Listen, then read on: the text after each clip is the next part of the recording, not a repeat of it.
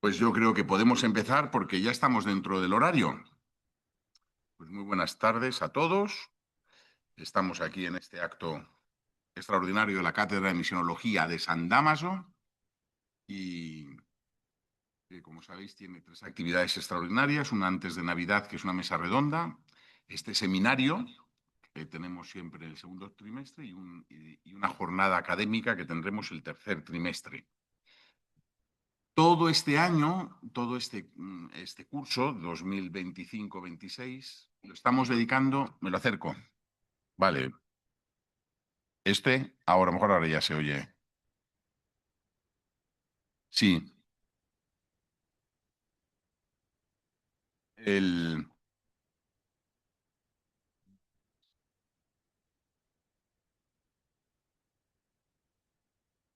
Nada, vamos a ver. Bueno, vamos a ver. Nada, vamos a ver. Ahora ya no se me oye en el ordenador. Bueno, pues este año, este curso 2026-27, perdón, 25-26, hemos querido dedicar todo el curso, poner el foco principalmente en una cosa que la Conferencia Episcopal está queriendo potenciar y que está queriendo recalcar. Y es que todo cristiano es misionero. En este caso, la Conferencia Episcopal lo que quiere que tomemos, que nos concienciemos es de que la, el cristiano tiene una vocación, que la vocación no es algo exclusivo de los que han recibido una llamada específica de Dios a una especial consagración, sino que todo bautizado es llamado, es vocacionado por Dios para vivir una misión y un camino de santidad. Y por lo tanto que todos tenemos que vivir nuestra fe en clave de vocación. Y dentro de esa vocación, el decreto Adyentes del Concilio Vaticano II, en el número 2, dice todo cristiano está llamado a ser apóstol. Y la vocación, por lo tanto, a la misión no es algo reservado a unos cuantos que han sido llamados por Dios a dedicarse a eso de modo profesional, sino que todos nosotros tenemos esa vocación. En realidad la vocación viene de Dios y todo pasa por Dios, ¿verdad? Y si no hay Dios, no hay vocación y si no está Dios, no hay misión que hacer. Entonces, para este seminario hemos querido hablar de eso también desde un aspecto más personal, experiencial y a la vez teológico, de la experiencia de Dios en la vida de un misionero, ¿eh? Y cómo Dios actúa en el corazón de un misionero. Y yo tengo que dar las gracias a la ponente imponente que tenemos, que es doña Rosa María Ortega, que nos conocemos de hace muchos años y no es difícil no es fácil de pillar porque está ocupadísima siempre con muchas cosas. Ella pertenece a la fraternidad misionera Verbum Dei, que es una fraternidad que nació para la evangelización y la evangelización adyentes, y de hecho ella ha sido misionera en Costa de Marfil, Ivory Coast, y en la República Democrática del Congo. Allí ha estado entregando su vida. Luego ya se vino para aquí, para Madrid, y desde hace unos años es una punta de lanza en la animación misionera en España, ¿verdad? Para trabajar eso.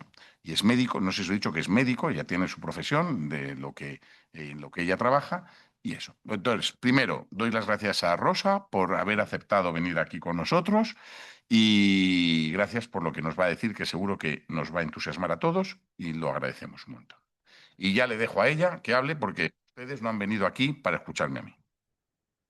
No. Ahora, ¿Ahora? ahora. ¿Ahora? Vale. Bueno, pues yo también doy gracias a José María Calderón, que es que siempre da una jabonada, que bueno, luego menos mal que No soy el Señor nos lava y no nos soy- quedamos al desnudo, soy como nada. estamos. Y, y gracias también pues a los de la cátedra de aquí de misionología, ¿no? Que nos dan esta oportunidad. Bueno, yo quería invitaros a iniciar rezando un salmo. Si queréis lo rezamos a dos coros o a un solo coro, porque no estamos tantos. Entonces, lo veis ahí, ¿eh? El Señor tenga piedad y nos bendiga. Ilumine su rostro sobre nosotros. Conozca la tierra tus caminos, todos los pueblos tu salvación. Oh Dios, que te alaben los pueblos, que todos los pueblos te alaben. Que canten de alegría las naciones, porque riges el mundo con justicia. Riges los pueblos con rectitud y gobiernas las naciones de la tierra.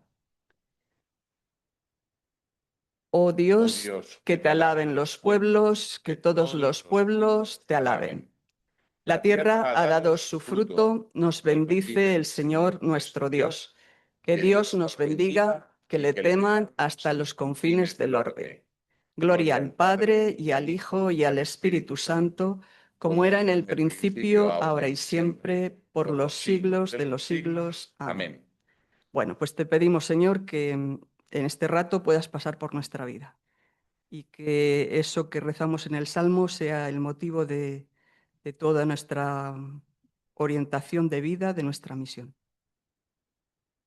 Bueno, pues la primera parte es una introducción que os hago, ¿no? Porque aquí mi amigo José María me sorprende siempre, ¿no? Me dice, te invito para que hables de la vocación misionera desde el bautismo, por el bautismo todos los bautizados somos misioneros y luego pues ya tú cuentas, ¿no? Y veo que me pone de título, Dios pasa por la vida del misionero. Digo, bueno, señor, vamos a ver porque tendrás que pasar por mí para que yo hile esto, ¿no? Entonces, así, orando un poco y pidiéndole al Espíritu Santo ese hilo conductor, me ayudaba mucho porque me hacía descubrir que esto, Dios pasa por la vida del misionero, es un es un resumen del cambio de paradigma que ha acontecido en cuanto a la comprensión de la misión durante el siglo XX. Y eso es una de las cosas que a mí me gusta mucho ver cómo el Espíritu Santo nos conduce a la Iglesia, ¿no? A través de las circunstancias históricas, a través de los acontecimientos, a través de la fidelidad de las personas a sus intuiciones, pues va haciendo un camino en que nos va llevando como a comprender cada vez más a qué estamos llamados, quiénes somos, para quién somos y por qué estamos aquí, ¿no? Y eso me agradaba mucho. Entonces, lo que os voy a querer compartir un poco es contemplar conmigo este paso del Espíritu, ayudándonos a comprender cada vez más y mejor cuál es la misión de la Iglesia, ¿no? Y por tanto, ¿qué es la misión? ¿No? Que decimos la misión, pero ¿qué es la misión? Bueno, entonces, ahí en el año 1919 hubo un acontecimiento, ¿no? Que fue una carta del Papa Benedicto XVI, 15, perdón, me adelanto un siglo, de Benedicto XV, que es la Maximum Illud, que el Papa Francisco quiso recordar su centenario en el año 2019, invitándonos a un mes extraordinario misionero, ¿no? Esta carta llega cuando termina la Primera Guerra Mundial en Europa, cuando la cristiandad está desmoronada, desanimada y un poco acoquinada, ¿no? No sé, a lo mejor un poco parecido a lo que estuviéramos hoy, no lo sé, creo que no, pero así un poco, en ese sentido, ¿no? Entonces, él impulsa como el decir, venga, ánimo, que tenemos una misión, ¿no? Y que esto de llevar la fe a todas las naciones es tarea de la Iglesia. Y ahí impulsa eso, el carácter, hace también una reconversión de cómo se había ido viviendo esta misión de ir a otros países, a otros lugares, a contagiar, a proclamar la fe, ¿no? A ofrecer a Jesús, el Evangelio de Jesús, ¿no? Y entonces él transforma un poco lo que se estaba haciendo, que, bueno, ya veis que según la historia, pues la misión ha estado muy asociada a la colonización. Y en el siglo XIX casi había un reparto de territorios, ¿no? Yo estuve en el Congo y el Congo se había asignado a los misioneros esquestistas, que es una comunidad de origen belga, y a la que le asignaron el Congo, que era el Congo, que era el Congo belga, fue colonia belga, ¿no? Entonces se la asignaron. Por ejemplo, a los misioneros SMA, los de la Sociedad de Misiones Africanas, les asignaron toda la zona de Costa de Marfil, como del África Occidental, y esa era la zona que ellos estaban para allí, ¿no? Pues a los combonianos la zona de Sudán y de toda esta... Un poco era así, ¿no? Entonces, el Papa Benedicto XV lo que hace es como recoger todo eso y hacer descubrir, ¿no? Que la misión no es política, porque siempre caminamos en la historia y tenemos los riesgos históricos de asociarnos con las ideologías y con lo que circula por ahí, mimetizarnos con lo que está, ¿no? Entonces, él propone eso como una conciencia que la misión es universal, no está asociada a la colonia, ¿no? Y tiene una dimensión no tanto de transmisión de cultura, ¿no? Sino de anuncio del Evangelio y transformación de las culturas a partir del Evangelio, ¿no? Entonces, empieza un cambio en la comprensión de la misión. Y aquí he querido, por eso que decía que el Espíritu Santo lo hace con la colaboración y la fidelidad de todos. Entonces aquí he querido poner, porque preparando esto ha sido un gran descubrimiento en un libro que me regalaron hace tiempo, aquí José María Calderón, cómo en 1822 la beata Pauline Jaricot empieza en Francia un movimiento en la iglesia, en la gente normal, ¿no? De concienciar de la obra de la propagación de la fe y con esta dimensión no asociada a los países, ¿no? Sino a nivel universal. Y ahí también tenemos a Santa Teresita de Lisieux, que es de esa época, del 1870 y tantos, ¿no? Y que tiene como esa conciencia de promover el dar a conocer a Jesús a todas las naciones, a todos los continentes y ese apoyo a estos. Y luego ha sido un gran descubrimiento ver que después de que el Papa Benedicto XV lanza esta carta, ¿no? Que pone como en movimiento y en marcha como un dinamismo, un fermento, ¿no? Yo diría que es como un fermento de un dinamismo nuevo y de una conciencia nueva. Entonces, el Papa Pío XI, que es el que sigue a Benedicto XV, asume como el impulsar esa dimensión misionera tal como la va proponiendo en la carta el Papa Benedicto XV. Y ahí aparece una figura que me ha encantado conocerla porque no lo conocía, que es don Ángel Sagarmínaga, que es un apellido que se las trae, yo no lo había escuchado, ¿no? Que es el primer director de obras misionales pontificias en España. Y lo fue desde 1926, que fue cuando se impulsaron, hasta que falleció en el 68. Y él tiene como una intuición que me ha parecido preciosa, como de no, no, no dejar como al margen de la misión a las iglesias que enviaban los misioneros, ¿no? Pero no solamente para sacarles dinero del bolsillo, es que hay una poesía que os la voy a leer, porque creo que refleja mucho, bueno, no sé si es una poesía o es algo que él escribió en el 1941. Es algo que me parece que refleja mucho cómo esta intuición de la necesidad de un cambio. La voy a leer. Me parece muy bonita. A ver, ¿dónde estás? Aquí. Él dice, se ha hablado más de diversas misiones que de la iglesia misionera. Más atención se ha pedido para los misioneros en global que para el misionero. Nos hemos preocupado más de pedir que de dar. Y hemos pedido al cristiano lo que le sobra, lo que desprecia o lo que tendría que despreciar, que es el dinero. Qué pocas conferencias a los ancianos desamparados y a los asilos de los pobres. Cuán desmayados e ineficaces los trabajos de propaganda misional en los barrios necesitados. Dice, parece que vamos a quitar algo. ¿Cómo los fieles no habrán de considerar las misiones y su espíritu como algo contrapuesto a sus intereses, si parece que lo único que vamos a sacar es dinero? Busquemos socios, pidámosle su cooperación, pero su cooperación integral. El hombre no es solo bolsillo que se abre, me encanta, sino que preocupémonos del hombre total, penetremos en su vida y en su alma. Eso que este hombre lo decía en 1941, o sea, digo, desde que el Espíritu Santo nos da una intuición hasta que eso impregna y se pone en práctica, ¿cuánto tiempo pasa, eh? Porque yo, siendo pequeña, todavía he conocido que el domum era sacar dinero, era una colecta, ¿no? Y cómo poco a poco, gracias a esa obra del espíritu, con la colaboración de las personas, ¿no? Ha ido como cambiando esa idea. O sea, no se trata de colectar dinero para las misiones que están allá, ¿no? Sino que se trata de ir tomando conciencia de que yo participo de esa misión, aunque no esté allá. Estoy aquí, pero yo participo de esa misión, ¿no? Y entonces no ha sido solo ya una recaudación de fondos, sino supongo que aquí empieza lo de los enfermos misioneros, porque lo de los asilos, lo de los desamparados, que no te pueden dar nada, pero que pueden vivir su vida como misión, haciendo una ofrenda de ella, ¿no? Para que el Jesús sea conocido y se dé a conocer en todos los lugares.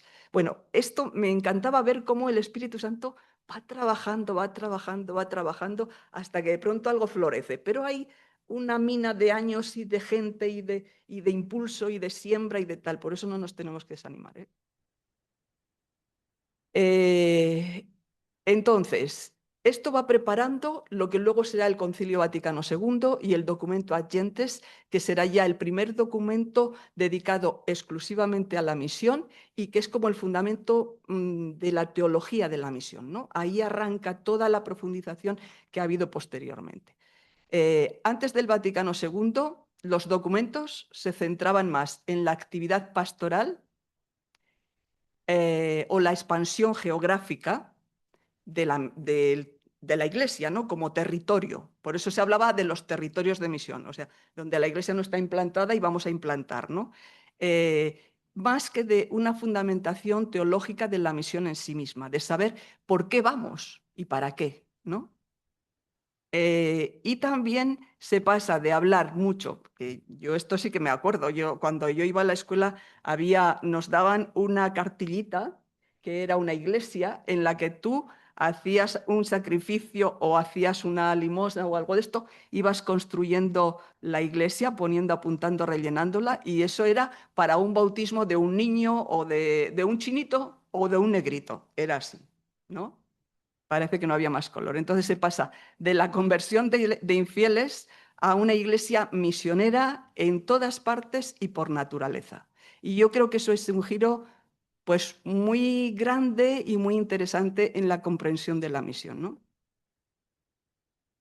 El Concilio Vaticano II pues ya marca un hito, ya es como toda esa siembra, todo ese fermento tal, como que cuaja en algo que se expresa y se ofrece a toda la Iglesia, ¿no? En la Lumen Gentium, la Constitución, pues en el capítulo 2 se habla de la Iglesia como pueblo de Dios, pueblo mesiánico y misionero.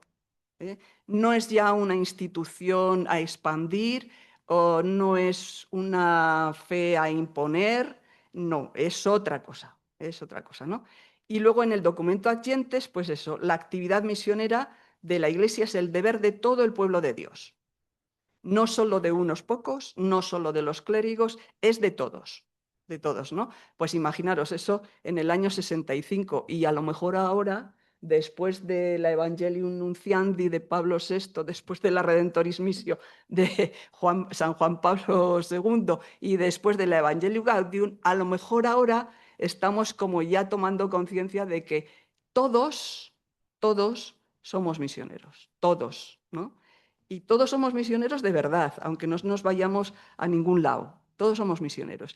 Yo eso lo entendí ya al principio, cuando empecé a conocer a Jesús, ya lo entendí. O sea, me parecía que aquello era tan impresionante que yo podría tener profesiones, pero vocación solo tenía una. O sea, con lo que fuera, con lo que hiciera, no se me había pasado por la cabeza esto de ser misionera célibe, ni misionera sin célibe, nada. O sea, no se me había pasado por la cabeza. Pero lo que yo tenía claro es que yo quería, como fuera, ¿no? Por el medio que fuera, en el estado que fuera, seguir a Jesús y poder hacer que con mi vida y con mi palabra otros le conocieran y quisieran vivir también así. Eso era lo que tenía claro, ¿no? Entonces, en este documento Ad Gentes, eso, la misión es de todo el pueblo de Dios y es parte de la naturaleza de la Iglesia. Esto todavía creo que está por penetrar en la realidad, ¿eh? Por eso el Papa Francisco insistía mucho. La conversión de todas las estructuras, la conversión misionera de todas las estructuras. O sea, no puede haber una estructura en la Iglesia que no esté orientada a la misión. Yo muchas veces cuando regresé de África, que estuve colaborando en la capellanía africana, me preguntaba y le preguntaba al Señor, pero ¿cómo tendremos que ayudar para que los de Cáritas sean misioneros? Porque toda la gente que viene emigrante pasa por el servicio de Cáritas. ¿Y cuántos se quedan después a vivir la fe en la Iglesia católica? Pues yo que venía del Congo, en el Congo hay una iglesia kimbanguista, que es una línea cristiana, pero a su aire, ¿no? Pues esta iglesia kimbanguista en Leganés, en el año 2008, llenaba un local entero de congoleños. Y todos esos congoleños habían pasado por los servicios de Cáritas nuestros. Entonces yo digo, esa conversión misionera de toda la iglesia, que es que no es solamente que te doy una bolsa de comida, no, es que te ofrezco la integración donde tú quieras, porque esto no se impone, ¿no? O sea, pero si quieres yo te ofrezco, y si eres musulmán te digo dónde se reúne tu comunidad religiosa. No lo tenemos, ¿no? Y el africano que llega aquí tiene espiritualidad y busca eso. Entonces, como no lo encuentra en la acogida de la iglesia, se reúnen allí todos juntos, aunque sean católicos, porque aquí, y luego muchas veces llegas a nuestras comunidades cristianas que no siempre son tan acogedoras. Nosotros estamos en una parroquia en San Fermín, Orcasur, que es multicultural. Tenemos 30 nacionalidades que participan en la vida parroquia. Pero no veáis qué trabajo tan importante es de ayudar a que los de toda la vida del barrio, de la iglesia, de tal, acojan e integren a los demás. O sea, hagamos espacio. Hasta para leer tenemos problemas, porque todo está controlado. Hay personas, institución, que son las que... Entonces, así es muy difícil integrar. Entonces, toda esa conversión misionera que necesitamos para que realmente la Iglesia pueda ser un signo de comunión, un signo de fraternidad, un signo de otra manera de vivir, de romper fronteras, de romper moldes. Bueno, la misión, dice, es parte de la naturaleza de la Iglesia y procede del amor trinitario a la humanidad. Es muy bonito porque aquí ya empieza a formularse con toda claridad un cambio de paradigma.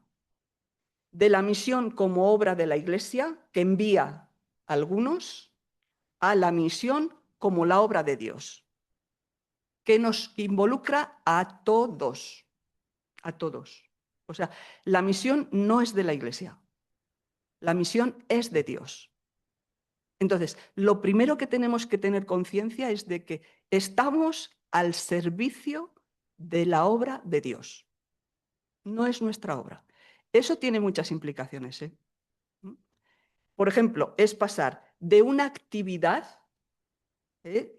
Voy a la misión, vengo de la misión, estoy en la misión, salgo de la misión. No, es que a mí me ha hecho mucha gracia, ¿no? Porque yo después de regresar he hablado mucho en colegios y alguna vez es que me ha sorprendido porque profesores de religión te preguntan, ¿y tú aquí haces también de misionera? Y yo digo, pues es que yo donde estoy soy misionera, es que no hago teatro, no hago teatro, soy misionera. O sea, me constituye. Ahora estoy en mi pueblo, una semana en mi pueblo cuidando a mi madre, que tiene 88 años, y otra semana aquí en Madrid. Pues cuando llegué a mi pueblo, lo primero que empiezo a sentir es la realidad de la iglesia rural, de la gran pobreza de las comunidades cristianas rurales, que casi no tienen pastores, que a veces los pobres pastores que están allí hacen lo que pueden y suelen poder poco, que tienen que tirar de comunidades que están envejeciéndose, secularizándose y que no hay fuerza, ¿no?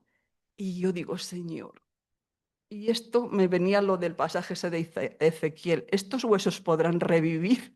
Y yo digo, Señor, tú lo sabes, tú lo sabes, no sé qué podría hacer, pero tú lo sabes, ¿no? Entonces se me ocurrió, digo, mira, como ahora todo el mundo, fíjate, en mi pueblo hay clases de yoga y la gente se apunta un montón. Y gente de una franja de edad de 40 de años. O sea, hay como una búsqueda de algo con lo que uno respire, pero no se les ocurre que podemos respirar en la fe, en la vida de la iglesia. Bueno, pues yo dije, voy a proponer un taller de interioridad y de espiritualidad bíblica. Bueno, hice una propuesta a todos los que van a misa. No se me apuntó ninguno, ninguno.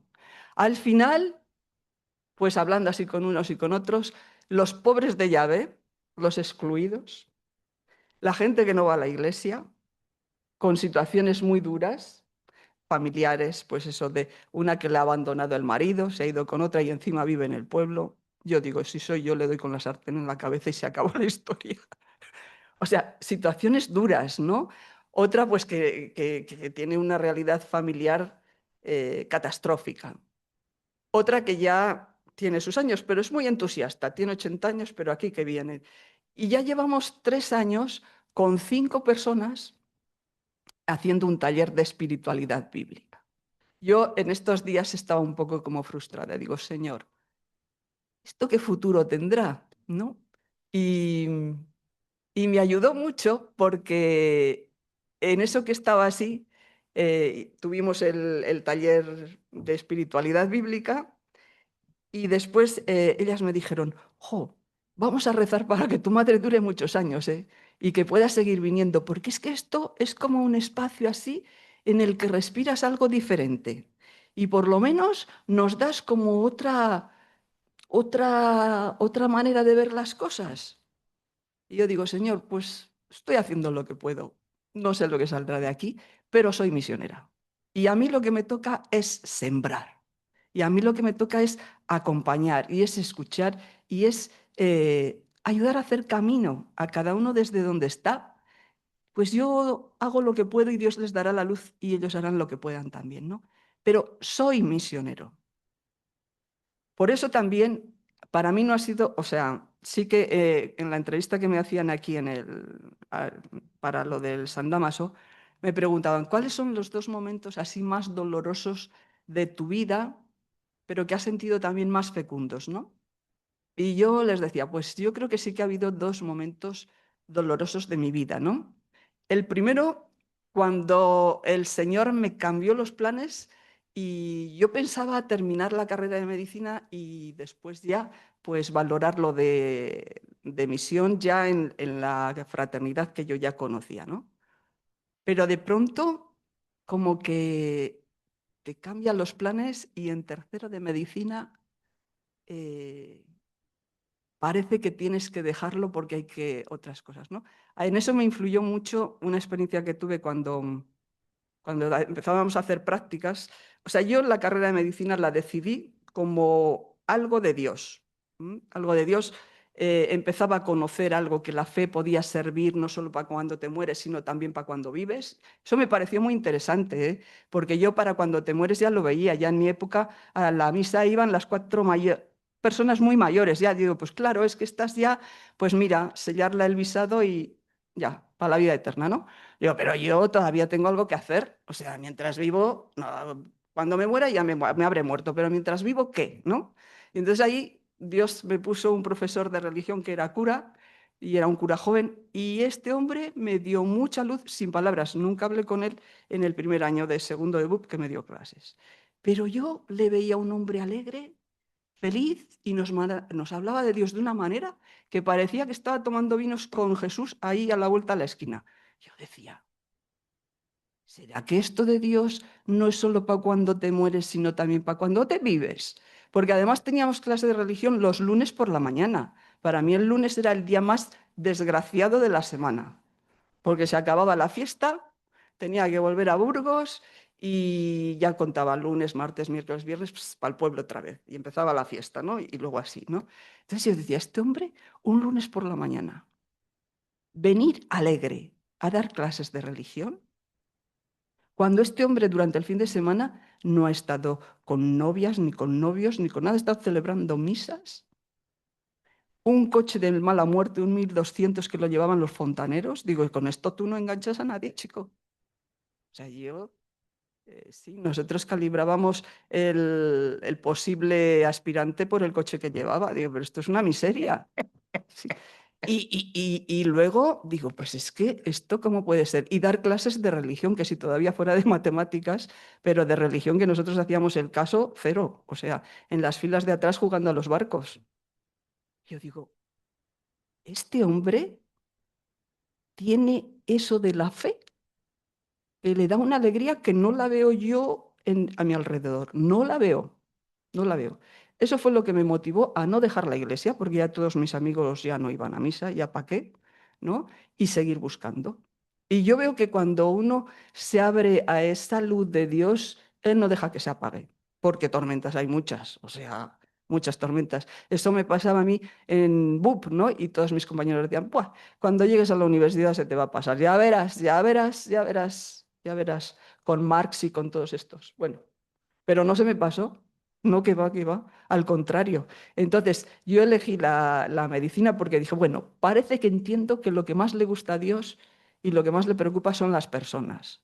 Pues había querido ser veterinaria, a ingeniera agrónoma, porque al ser de pueblo, ¿no? Y dije, bueno, pues vamos a hacer medicina, porque total, los bichos, bien, ¿no? Ahora con la ecología estamos medio tontos, porque tú, o sea, maltratas a un anciano y no te pasa nada. Maltratas a un animal y te caen las 20. O sea, es un descalabro mental. Entonces, ahí, cuando ya empecé a estudiar medicina en tercero de medicina, fue una experiencia también dura que me interpeló, ¿no? Y era uno de los primeros pacientes, pero a mí este fue el que me interpeló, que íbamos a visitarlo, no era un hombre joven que tenía un cáncer de estómago, que ya le habían operado, le habían dado 2 líneas de quimio y se iba a morir, ya no había más que hacer, ¿no? Y entrabas allí, yo no sé lo que mis compañeros sentían, pero yo sí que sé lo que sentía yo, ¿no? Una mirada que se te clava y te dice, dame esperanza que no me quiero morir. Y yo por las noches ya había empezado como a tener así un rato en el que me paraba e intentaba ver ante Jesús pues lo que había vivido, ¿no? Y aquella noche era la mirada de este Señor, dame esperanza que no me quiero morir. Y yo decía, Señor, te pido por este hombre porque se va a morir y ya aquí la medicina no tiene más que hacer. Punto. Y era como que el Señor me decía, pero tú eres cristiana, pero tú sabes que hay una vida eterna, pero tú sabes que el ser humano no es solo materia que se queda aquí y luego desaparece. Tú sabes que tiene trascendencia. Pues tú podrías hacer con tu vida que este hombre se muriera con esperanza, que eso lo cambia todo, que pudiera afrontar el final de su vida con esperanza. Eso para mí fue un vuelco, ¿no? Que me hizo un poco, pues eso, dejar la medicina en tercero para gran disgusto de mis padres, de mi abuela y también mío, porque me cambiaba los proyectos, ¿no? Pero ese creo que ha sido uno de los momentos más fecundos, porque yo lo que me doy cuenta es que Dios lo pide todo, pero no te quita nada. Te lo devuelve todo con una libertad que no sospechabas antes. Que no sospechabas antes. No habría vivido yo la dimensión médica como la estoy viviendo ahora si no lo hubiera dejado, porque además en el Verbum Dei no se dedica a la obra sanitaria, ¿no? Es evangelización directa, ¿no? Y para mí fue una entrega definitiva a Dios de la medicina. Le dije a Dios, era como que le entregaba a Isaac, me sentía en el sacrificio de Abraham, ¿no? Porque era como el hijo de la promesa, porque además mi entrada en la facultad fue otra prueba de que Dios lo quería. Pero yo digo, bueno, Señor, pero si tú lo quieres, o sea, yo quiero hacer lo que tú quieras. Porque la medicina sin ti no tiene ningún sentido. Y eso fue un vuelco y yo creo que sí que ha sido uno de los momentos más fecundos de mi vida. Y otro momento duro fue cuando tuve que dejar África. Estuve 7 años en el Congo y luego 2 en Costa de Marfil. Y al tener que dejar Costa de Marfil porque me empezaba a dar la malaria muchas veces, en fin, mal, ¿no? Y estuve aquí recuperándome, volví, no estuve ni un mes bien y ya otra vez en el hospital. Y ya sabéis que allí somos pocos y los hospitales no son como aquí, ¿eh? O sea, allí yo estuve en el mejor hospital de Costa de Marfil, pero allí, aunque es el mejor, te tienen que llevar la comida, tienes que preocuparse de si te piden una radiografía, traer el dinero y que la todo, ¿no? Y en el mejor hospital, porque en los otros te tienes que llevar el colchón y las sábanas. Entonces, si no estás bien, pues es que allí sí que el que no ayuda estorba. O sea, mucho hace el que no estorba. Entonces ya mis superiores me dijeron, venga para acá, que ya va bien la cosa, ¿no? Entonces, ese momento fue un diálogo fuerte con el Señor también, porque estábamos en un proyecto en un pueblito de Costa de Marfil, a 4 o 5 horas de Abiyán, que era donde teníamos otra comunidad, y a 1 hora de Subre, y estábamos 11.000, eran 11.000 habitantes, solo nosotras de presencia religiosa católica, había 10 personas bautizadas, 10 bautizadas, primera evangelización, y claro, teníamos que cerrar ese proyecto, ¿no? Y entonces yo le decía al Señor, luego había un centro de salud, yo había estado haciendo los trámites para poder trabajar allí como médico, solo tenían maternidad y todo, solo había un enfermero, bueno, total que le digo, mira Señor, que tú sabes lo que haces, no lo dudo. Ahora, que no tienes ninguna lógica, tampoco lo dudo, es evidente. O sea, aquí estamos acompañando en la Pascua que yo estuve 300 personas adultas que recibían el bautismo. Solo se hace bautismo de adultos porque no hay familias católicas. No vas a hacer bautismo de niños en una familia que no es católica. Entonces, veías el hambre que tiene de conocer a Jesús, de la apertura al Evangelio. Por eso yo digo, o sea, es tiempo de sembrar en África. Antes de que la secularización arrase con toda la profundidad espiritual que tiene el pueblo africano, de verdad. Y entonces yo digo, y me mandas a España un montón de curas, de monjas, de todo para 2 ovejas que no quieren comer. Un montón de médicos para gente que va al médico porque tiene catarro. Señor, tú sabes lo que haces, pero lógica, ninguna, ¿no? Y así te vuelves a tirar como al vacío pensando que Dios te recogerá. Y creo que eso también ha sido otra manera de que Dios pueda hacer fecunda mi vida, porque en este tiempo, ya desde el 2008, anda que no habré hablado a chavales, a muchos, y el otro día en la entrevista que me hacían, digo, y hasta a veces que dicen, no, es que vosotros no tenéis hijos, no sabéis lo que es eso. Digo, pues te equivocas, yo tengo por lo menos 6 biológicos y otro que está en camino, porque si no hubiera sido por mí, en la consulta, estos niños no nacen, porque sus madres querían abortar. Entonces, yo digo, esto de ser misionero es una identidad. O sea, no soy misionero cuando estoy aquí compartiendo una charla o lo que sea. No soy misionero cuando estoy en mi parroquia haciendo algo. No soy misionero cuando estoy orando. Soy cuando estoy orando, cuando estoy compartiendo la fe y cuando estoy donde estoy. Porque a veces es en la consulta o a veces es en la calle. Ahora tenemos unas circunstancias de unas personas acampando en el parque con este tiempo que hace, ¿no? Porque están en la calle. Entonces, es que es una sensibilidad que te hace estar atento a lo que el espíritu te va, no sé, a lo que donde te llama, ¿no? Donde te llama poder estar ahí para dar testimonio, ¿no? Entonces, no es cuestión de unos pocos, es de todo bautizado. Es una identidad que nos viene por el bautismo. O sea, el bautismo de verdad provoca una transformación ontológica, ¿eh? Entonces yo que antes pensaba que mejor los niños cuando sean mayores, pienso que cuanto antes se les bautice, si la familia es católica, mejor, porque se les saca de la influencia de toda la sociedad y empieza a haber una influencia del Espíritu de Jesús ahí, ¿no? Que luego se irá desplegando. Entonces, desde el bautismo y poco a poco, en esa conciencia que vamos tomando, y en ese conocimiento personal de Jesús que tú dices, es que no es lo mismo vivir conociendo a Jesús que vivir sin conocerle. No sé cuánto tenemos, pero ya voy a acabar porque ya pues, os voy a aburrir, si no. Eh, entonces, no, es que no sé cuánto tiempo es, creo que era hasta las 7, ¿no? Más o menos. Pues eso.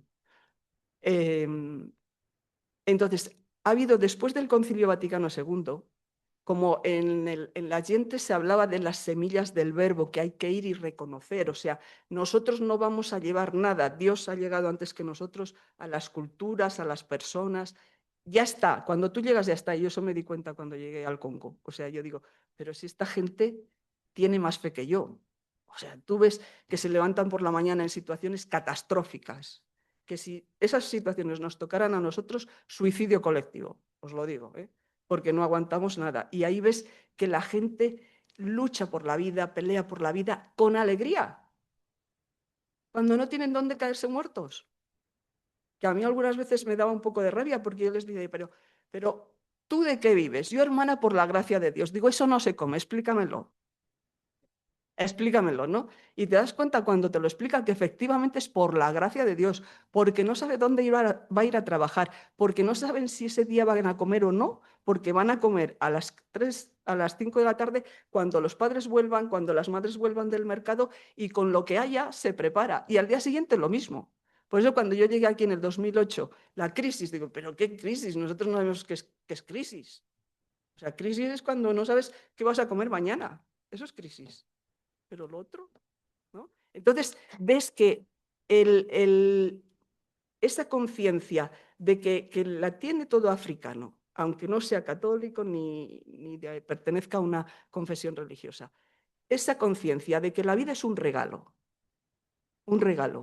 que se te da cada día. Y entonces, si te despiertas hoy, ya tienes un motivo para dar gracias. Ya tienes un motivo. Si comes hoy, ya tienes un motivo para dar gracias. Entonces, eso y luego que la vida no es para trabajar y para acumular dinero. Por eso a los europeos se nos ponen nerviosos porque dices, pero ¿cómo puede ser? Si en vez de guardar lo que acaban de recoger van y hacen una fiesta con los otros y luego ya no va a haber nada. ¿Cómo puede ser eso, no? Pero sí, porque la vida no es para acumular, es para disfrutar con los otros. Eso que ellos tienen a nosotros nos hace falta. Y yo digo, yo en África he visto brotes psicóticos, esquizofrenias, no he visto una depresión, no la he visto. Porque las ganas de luchar, de salir para adelante y todo esto es otra cosa. Y luego, con todo esto del Concilio Vaticano II, se empezó esto de, bueno, pues si todos los pueblos se salvan por los caminos de Dios conocidos, por la fidelidad a su conciencia, ¿para qué ir a molestar a los demás? ¿No lo habéis oído eso? ¿Para qué vais allí ¿para qué vais, no? Y yo digo, es que no es lo mismo conocer a Jesús que no conocer a Jesús. No es lo mismo vivir la vida sabiendo que tienes un padre a no sabiéndolo. Sabiendo que existe el Todopoderoso, el Todo Misericordioso, que así lo llaman los musulmanes, ¿no? En Costa de Marfil estuvimos en un barrio musulmán y, y entonces una experiencia que me hizo mucho comprender de qué se trata cuando la misión, ¿no? Yo, pues esto que os digo, la sensibilidad que uno es misionero y en todo, ¿no? Entonces había unos vecinos nuestros que el señor tenía una herida en el pie, mayúscula, un emigrante de Mali, porque hay muchos emigrantes allí. Y entonces una vez de las que me tuve que venir por la malaria, cuando regresé me llevé una pomada que se la di y se le curó en 2 meses y eso llevaba un montón de tiempo ahí, ¿no? De tal manera que él vino a la casa a darme las gracias, musulmán. ¿eh? Dice, hermana, vengo a darte las gracias. Digo, ¿por qué? Dice, mira, tú no eres de mi raza. Digo, no. Ni eres de mi religión. Digo, tampoco. Pero me has tratado como si fuera de tu familia. Yo me sobresaltaba. O sea, me impresionaba escuchar aquello, ¿no? Y yo le dije, digo, pues sí, porque eso es lo que nos ha enseñado Jesús. Que aunque tú no seas de mi raza ni de mi religión, tú eres mi hermano. Porque al que tú llamas Alá, Jesús nos ha enseñado que es Padre, mío y tuyo y tuyo y tuyo. Entonces, si tú rezas, bueno, esto él lo escuchaba. Lo escuchaba por la primera vez. Teníais que ver los ojos blancos como platos en una cara negra. Yo me quedé impresionada y él me decía, ¿eso dice tu religión? Digo, sí, también para ti, aunque no te hagas católico, da igual. pero que tú sepas que ese Dios al que tú llamas Alá y le rezas es Padre y quiere que tú trates como hermanos a los demás, aunque no sean de tu raza ni de tu religión. Yo ahí me quedé impresionada. O sea, entendí lo que es ser misionero, ser, no hacer de misionero, sino que con quien estés, donde Dios te ponga, el otro pueda entender que hay alguien que es su padre, porque tú le tratas como hermano. Bueno, y con esto ya termino porque yo aquí tengo mucho rollo, pero vosotros ya tenéis que iros y yo también. Pues muchas gracias. Nos ha puesto 9 diapositivas y tenía 17. Para que veáis lo que aquí se lo ha trabajado, se lo ha currado. Sí, Pues muchas gracias. nada, Pues vosotros, ha estado fenomenal. yo tener público me alegra. Tener gente que quiera escuchar, mira, es que es Y un luego lo privilegio. pondremos en YouTube para que te siga viendo gente. Y esto a mí me da puntos porque la gente dice, mira qué bien, pues es que lo ha traído José María, claro. O sea, que estoy muy contento. Bueno, no sé si aquí admitimos alguna pregunta si alguien quiere hacer. Tampoco hay obligación de hacer preguntas, ¿vale? Pero bueno, si alguien quiere hacer, yo no soy de los que digo, ¿alguna pregunta? Entonces se queda como 10 minutos a ver. No. Si alguien quiere, que diga algo. No, no, tú no. Otro. No, tú sí, claro que sí. Te van Mira, a es un traer un contexto. micrófono, lo digo, te lo van a traer por aquello de la grabación. Es un comentario, Carlos es un experto en Burundi. vecinos de misión. Él es experto en Burundi Nosotros los padres blancos, y de y, hecho por ahí va el comentario. y allí, y mientras que tú ibas hablando sobre cómo era África, iba haciendo así. Bueno, pues Burundi, y paso de lo Burundi y luego no me quedo en lo concreto. Es un país que ha estado muy bien evangelizado, si puedo decirlo así, y a día de hoy, 100 años después de los primeros misioneros, pues es, como tú decías en el caso del Congo, un país que las conversaciones que puedes tener con un grupo de jóvenes son mucho más trascendentes que con mis amigos aquí en Madrid, ¿no? Entonces, por un lado, yo veo eso, ¿no? Y por otro lado, pues vemos aquí eso, pues en España una sociedad cada vez más alejada de Dios. Eso es una primera constatación. Y la segunda que también podemos ver, ¿no? Es una crisis vocacional, entiéndase a la vida consagrada, religiosa, y sin embargo, unos laicos que cada vez toman más protagonismo, por así decirlo, en la vida de la iglesia, ¿no? Entonces, ¿cómo encajar esas piezas del puzzle, ¿no? Y qué papel estamos llamados a jugar los laicos en este mundo donde quizás los territorios de misión, es verdad que Burundi no es representativo quizás porque hay muchos otros donde todavía hay mucha misión que hacer, ¿no? Pero ya no son lo que eran y sin embargo la misión poco a poco, digamos, se traslada aquí, a casa, ¿no? Y qué podemos hacer nosotros que estamos en el mundo y esa es la pregunta. Pues yo creo, te agradezco la pregunta porque es algo que creo que forma parte de todo este cambio al que nos está llevando el Espíritu Santo a la hora de comprender la misión, ¿no? Yo participo en el Servicio Conjunto de Animación Misionera y allí tenemos muchos misioneros que son de Angola, de muchos países de África, ¿no? Entonces, son misioneros que han venido aquí, ¿no? Y entonces dices, ¿y esto de la misión adyentes? Ahí hay un cambio, ¿no? Por eso ahora se habla más que de la misión adyentes, de la misión intergentes, porque no es que nosotros vamos allí, sino que de allí, gracias a Dios, ya están viniendo personas a compartir la fe aquí. Y luego lo que tú dices también, el proceso de secularización. Ahora mismo yo creo que hay una fe más viva y una vitalidad más grande en las iglesias jóvenes africanas, ¿no? Y Latinoamérica, pero bueno, Latinoamérica ya es otra cosa porque ya que aquí, que aquí. Entonces dices, qué bueno, y yo pienso, o sea, cuando pensamos eso en los migrantes, ¿no? Digo, es que los migrantes son una fuerza de vida para las iglesias locales. Sí sabemos acoger, integrar y sumar juntos, ¿no? Entonces, cuando tú dices el papel de los laicos y la vida consagrada, pues es que yo creo que tenemos que ser fieles, la misión es de Dios, la obra es de Dios, y Él es el que llama, y Él es el que pone a cada uno en su lugar, ¿no? Y entonces lo que tenemos es que ser fieles. Yo tengo que ser fiel a una vocación que a mí me ha llamado en exclusividad y de esa manera profética que es el mostrar que hay mucho más, o sea, que estamos llamados a vivir libres del poder, libres del placer y libres del tener, que es lo que esclaviza a nuestro mundo, ¿no? Entonces, de alguna manera, la vida consagrada en exclusividad, creo que tenemos que ser un signo profético de esto. Si lo somos o no, ya eso es otro tema, es una llamada a la conversión, ¿no? Y los laicos en una vida, diríamos, normal, yo creo que estáis llamados también a ser misioneros y un signo, porque ahora mismo me gustaba mucho la Evangelii Gaudium Nuntiandi, porque decía que evangelizar es transformar las culturas. No es solamente que voy, anuncio y ya. De hecho, Monseñor que está en Malawi, ¿no? A mí algunas veces cuando estaba en África me decían, es que vosotros los blancos sois mejores que los negros, porque a lo mejor tenemos más sensibilidad en justicia social. Entonces te digo, no, ¿qué va? No te equivoques. Nosotros somos iguales o peores que los negros, porque mira la perversión de algunos blancos que vienen a África, ¿eh?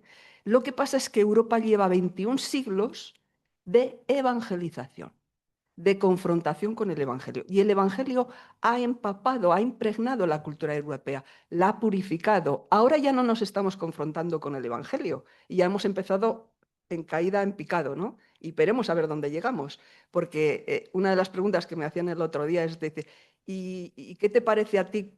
¿Cómo influye el que no se tenga a Dios en cuenta? Me dijeron en la medicina, pero digo, en la medicina y en la sociedad. Pues que lo siguiente que se pierde es el sentido común.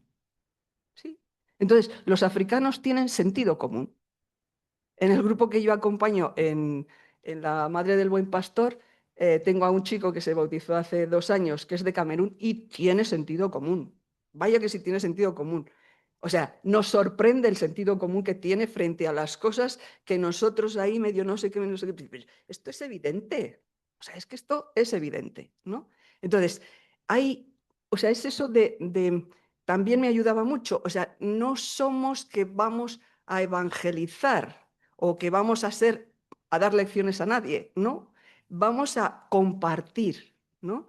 Consagrados con laicos de iglesias del sur con iglesias del norte, de las antiguas, de las nuevas.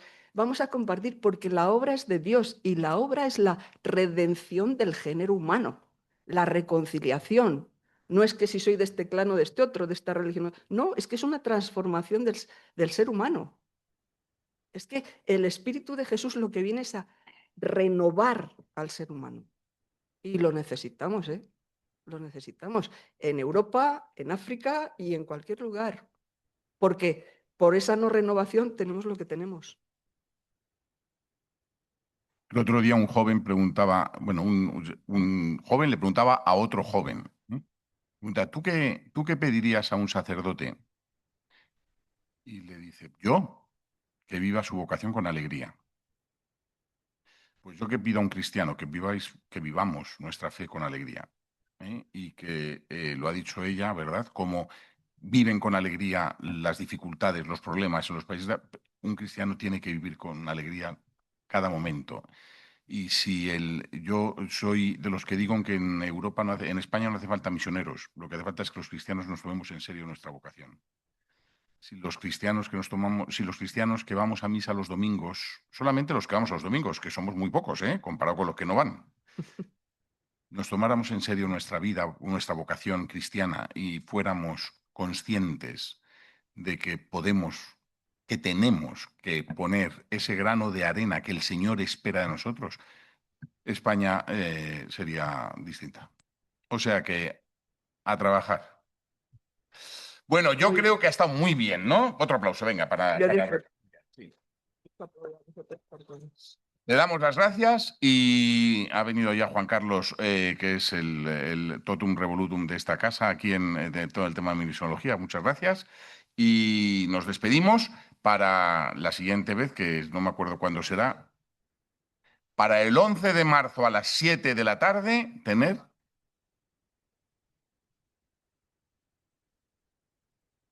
Toma del frasco. Lo voy a leer, lo voy a repetir aquí, es la misión del Evangelio en la comunión de la Iglesia.